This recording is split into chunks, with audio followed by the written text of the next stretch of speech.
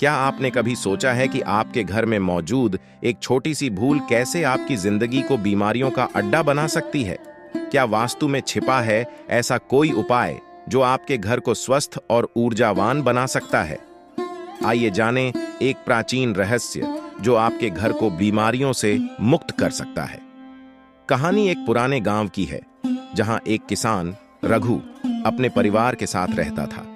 रघु मेहनती और ईमानदार था, लेकिन हाल ही में उसके परिवार के लोग एक एक करके बीमार रहने लगे थे। डॉक्टर से इलाज कराने के बावजूद बीमारियां वापस लौट आती। उसके बच्चे, बूढ़ी मां और यहां तक कि रघु खुद भी हर दिन नई तकलीफों से घिरा रहता। रघु की चिंता हर दिन बढ़ती जा रही थी। एक रात जब उसकी मां की तबीयत अचानक बहुत खराब हो गई, तो रघु को किसी अनजाने डर का एहसास हुआ। उसकी मां ने उसे कहा, बेटा, ऐसा लगता है जैसे हमारे घर में कुछ गड़बड़ है।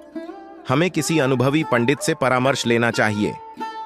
अगले दिन रघु अपने गांव के ही एक प्राचीन और ज्ञानी पंडित जी से मिला। पंडित जी ने उसकी सारी बातें ध्यान से सुनी और उसे एक गहरी सांस लेकर कहा, रघु, बीमारियों का संबंध कभी कभी हमारे घर की ऊर्जा और वास्तु से भी होता है। शायद तुम्हारे घर का वास्तु दोष ही इन परेशानियों का कारण है। अगर तुम चाहो तो मैं तुम्हारे घर का निरीक्षण कर सकता हूं।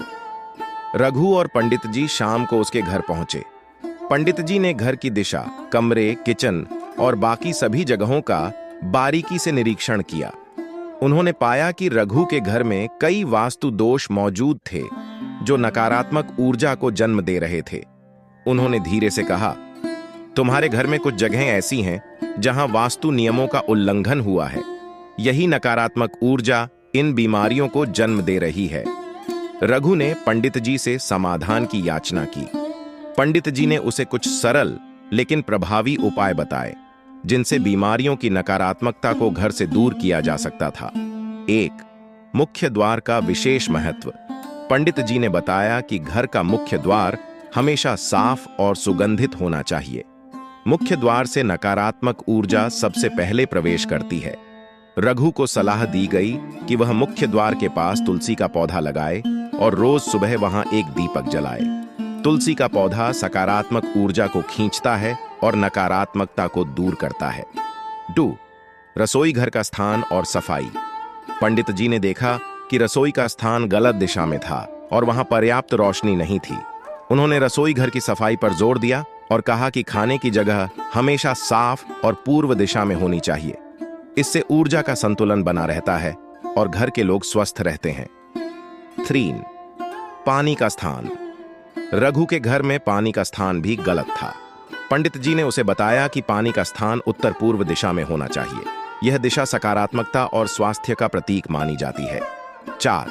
दीपक और कपूर का प्रयोग। पंडित जी ने कहा कि रघु अपने घर में नियमित रूप से संध्या के समय कपूर जलाए। इससे घर में मौजूद नकारात्मक ऊर्जा नष्ट हो जाती है और घर में सकारात्मकता बनी रहती है। 5. बिस्तर की दिशा। रघु और उसके परिवार के लोग गलत दिशा में सोते थे। पंडित जी ने उसे सलाह दी कि वह बिस्तर की दिशा को दक्षिण की ओर रखे और सोते समय सिर हमेशा दक्षिण दिशा में हो। रघु ने पंडित जी के सभी सुझावों का पालन किया। उसने अपने घर को साफ और व्यवस्थित करना शुरू किया। मुख्य द्वार पर तुलसी का पौधा लगाया और नियमित रूप से वहां दीपक जलाने लगा। घर के हर कोने में कपूर जलाकर पूरे घर को शुद्ध किया। धीरे धीरे रघु और उसके परिवार की सेहत में सुधार आने लगा। उसकी मां की हालत भी ठीक होने लगी। बच्चे फिर से हंसने खेलने लगे और खुद रघु को भी महसूस हुआ कि घर में अब एक नई ऊर्जा है। रघु को यह समझ में आ गया था कि घर की ऊर्जा और वास्तु का असर सिर्फ उसकी आर्थिक स्थिति ही नहीं, बल्कि उसके परिवार के स्वास्थ्य पर भी होता है।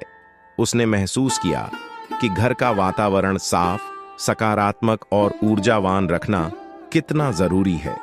वीडियो का अंत एक गहरे संदेश के साथ होता है। बीमारियां हमेशा बाहर से नहीं आती, कभी कभी हमारे घर का वातावरण ही उनका कारण बनता है। अगर आप भी अपने घर में बीमारियों से परेशान हैं, तो एक बार वास्तु के इन सरल और प्रभावी उपायों को आजमा कर देखें, क्योंकि वास्तु सिर्फ एक विज्ञान ही नहीं, बल्कि हमारे जीवन को स्वस्थ और सुखमय बनाने का एक प्राचीन रहस्य है।